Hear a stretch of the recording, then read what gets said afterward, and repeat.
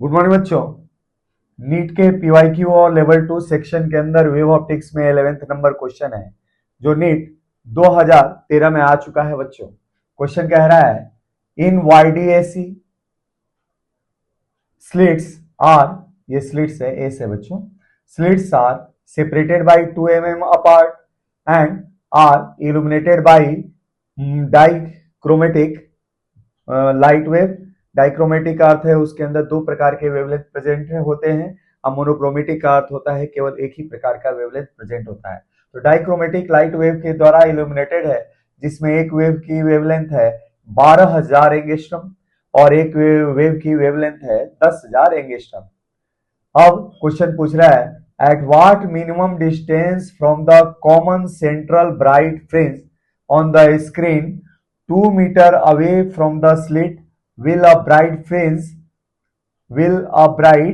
fringe from one interference pattern coincide with a bright fringe from other। और option में A option क्या है 6 mm है, तो सेंट्रल मैक्सिमा से 6 mm की दूरी पे ऐसा होता है कि एक वेवलेंथ की ब्राइट फ्रिंज दूसरे वेवलेंथ के ब्राइट फ्रिंज के साथ कोइंसाइड करता है। तो चलिए बच्चों क्वेश्चन को सॉल्व करते हैं हम, और क्वेश्चन को और बेहतर तरीके से समझने के लिए आपको डायग्राम में थोड़ा सा मैं समझा देता हूं बच्चों। होता क्या है भाई, हमारे पास जो वाईडीएसी है उसके अंदर हम दो प्रकार का वेवलेंथ इस्तेमाल करते हैं बच्चों, एक लेमडा 1 और एक लेमडा 2। भाई ये जो स्लिट्स हैं लेमडा 1 और लेमडा 2 लाइट वेव के द्वारा इल्यूमिनेटेड है। अच्छा, यहाँ जो पैटर्न बनेगा इसके ऊपर लेमडा 1 के लिए भी फ्रिंज पैटर्न बनेगा और लेमडा 2 के लिए भी फ्रिंज पैटर्न बनेगा। और लेकिन यहाँ पे इस पॉइंट पे ओ पे जो S1 और S2 से इक्वल डिस्टेंस पे है, यहाँ पे हमेशा क्या होगा सेंट्रल मैक्सिमा होगा बच्चों। तो सेंट्रल मैक्सिमम होगा, तो मान लो सेंट्रल मैक्सिमम से y डिस्टेंस पर एक पॉइंट P है जहां पर दोनों ही वेव के मैक्सिमा पहली बार जाके क्या होते हैं कोइंसाइड करते हैं। तो हम जानते हैं कि लीनियर डिस्टेंस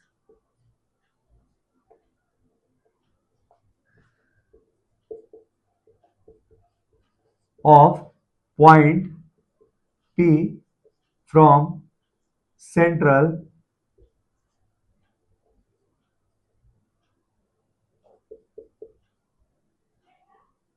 मैक्सिमम O, तो linear distance of point P from central maximum O where of fringe form, किसी भी प्रकार का जब फ्रिंज बनता है तो fringe form is given by, कैसे दिया जाता है बच्चों, ये दिया जाता है nth फ्रिंज के लिए। 10th फ्रिंज यहां बन रहा है तो ये होगा d बाई डी इंटू यहाँ पे डेल्टा x। तो at P we have any nth fringe, किसी भी प्रकार का nth फ्रिंज है, डार्क भी हो सकता है और यहाँ पे क्या हो सकता है ब्राइट भी हो सकता है, लेकिन हमारे क्वेश्चन में केवल यहाँ पे ब्राइट फ्रिंज की बात की जा रही है। तो हमने मान लिया, और आगे लेट फॉर लेमडा 1 वेवलेंथ के लिए जो 12,000 एंगस्ट्रॉम है, we have mth bright fringe के लिए शॉर्ट में b डॉट f डाला। तो let for lambda 1 we have mth bright fringe coincide with nth bright fringe for lambda 2।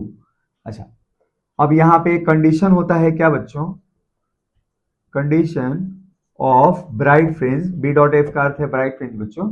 तो condition of bright fringe at T क्या होता है, तो पार डिफरेंस होता है कितना एन लेमडा के ऑर्डर का होता है।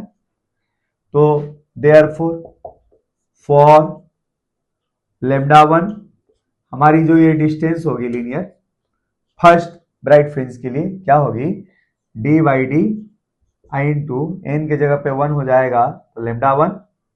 अच्छा, फॉर लेमडा टू।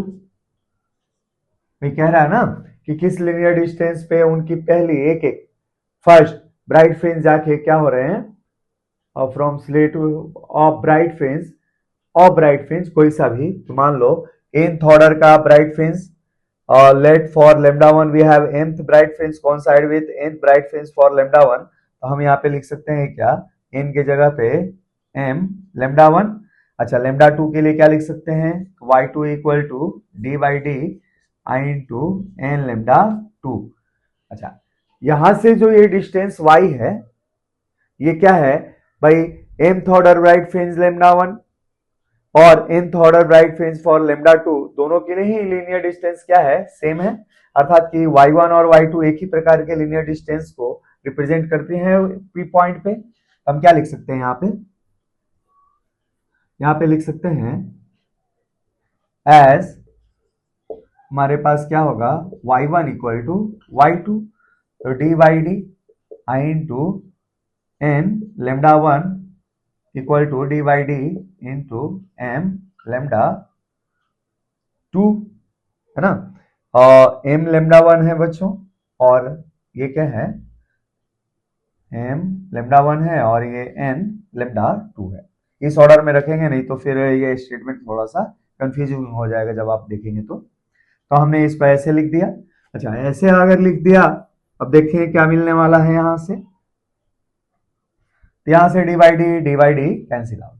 तो आप चाहो तो इसको एज ए फॉर्मूला इस्तेमाल कर सकते हैं ऐसे क्वेश्चन में जब कोइंसाइडिंग फ्रिंज वाले होते हैं। तो M lambda one equal to N lambda two, अच्छा एम बाई एन, और ये क्या हो जाएगा, lambda by two by lambda one. ठीक है, लेमडा टू की वैल्यू 10,000 और लेमडा वन की वैल्यू 12,000 एंगस्ट्रॉम। ये 3 जीरो से 3 जीरो कैंसिल आउट और ये हो जाएगा 5/6। तो हमारे पास क्या होगा, तो देयरफॉर फिफ्थ ब्राइट फ्रिंज किसके लिए, lambda one coincides with six bright fringe किसका, मिनिमम डिस्टेंस के लिए ये ऑर्डर ले रहे हैं, और हाई और डिस्टेंसेस चाहिए तो उसके अनुसार आप चाहो तो ये रेशियो बढ़ा सकते हो, जैसे 10/12, 20 में फिर क्या कर सकते हैं 24, है ना, फिर 40/48, ऐसे करके आप बढ़ा सकते हैं रेशियो। लेकिन मिनिमम डिस्टेंस की बात की जा रही है तो मिनिमम रेशियो यहाँ पे हम रखेंगे। तो fifth bright fringe of lambda one coincides with sixth bright fringe of lambda two. तो देयरफॉर लीनियर डिस्टेंस की जो वैल्यू आएगी, लीनियर डिस्टेंस जो हमें चाहिए क्या होगा बच्चों, तो हम लेमडा वन के लिए निकालते हैं तो क्या होगा, D by D I into M lambda one ले सकते हैं। अच्छा, डी की वैल्यू कितनी दे रखी है, कितने डिस्टेंस पे है बच्चों, ये दिया हुआ है, और स्क्रीन कितने at what minimum distance on the screen 2 metre. Screen कितने डिस्टेंस पे है, 2 मीटर पे। अच्छा, इस दोनों स्लिटों के बीच का सेपरेशन कितना दे रखा है बच्चों, 2 mm, है ना। तो डी की वैल्यू 2 इंटू 10⁻³ मीटर में है, मीटर में। अच्छा, फिफ्थ ऑर्डर का आपका यहाँ पे लेमडा वन के कॉरस्पॉन्डिंग है, लेमडा वन अर्थात की 12,000 एंगस्ट्रॉम के कॉरस्पॉन्डिंग है, तो हमने रख दिया क्या 5। अच्छा, लेमडा वन की वैल्यू हमने रख दी यहाँ पे 12,000, ठीक है बच्चों, 12,000 एंगस्ट्रॉम को हमने रख दिया 10⁻⁻10 मीटर। अब देखते हैं ये वैल्यू क्या आ रही है बच्चों, तो यहां से वैल्यू आ जाएगी ये क्या आएगी 6 mm आ रही है, देख रहे हैं, 5 दूनी 10 और 2 से 2 उड़ा दीजिए आप, 12 5 60, और ऑर्डर करेंगे तो इसको ऐसे किया तो ये बन गया क्या बच्चों 6 mm, जैसा कि हमारा एक्सपेक्टेड यहाँ पे आंसर था। तो इस तरीके से यहां से सेंट्रल मैक्सिमम से 6 mm की दूरी पे ऐसा होता है कि फिफ्थ ऑर्डर की इस वेवलेंथ की ब्राइट फ्रिंज पहली बार, और सिक्स्थ ऑर्डर के ब्राइट फ्रिंज किस वेवलेंथ के लिए 10,000 एंगस्ट्रॉम के लिए उस पॉइंट पी पे एक साथ नियरेस्ट डिस्टेंस पे जाके वो कोइंसाइड करती हैं। तो ऐसे सब क्वेश्चनों को करने के लिए इस ऑर्डर का आप लोग ख्याल रखिएगा। अच्छा, आपको थोड़ी सी और यहाँ जानकारी दे सकता हूँ, ये क्वेश्चन मान ले सकते हैं डार्क फ्रिंज के लिए भी वैलिड है। जब डार्क फ्रिंज के लिए वैलिड होगा तो एम के जगह पे आप ऑड मल्टीपल इस्तेमाल कर लें। जैसे मान लो एक ऑड नंबर है क्या बच्चों, k1, और एक ऑड नंबर क्या है, k2, है ना।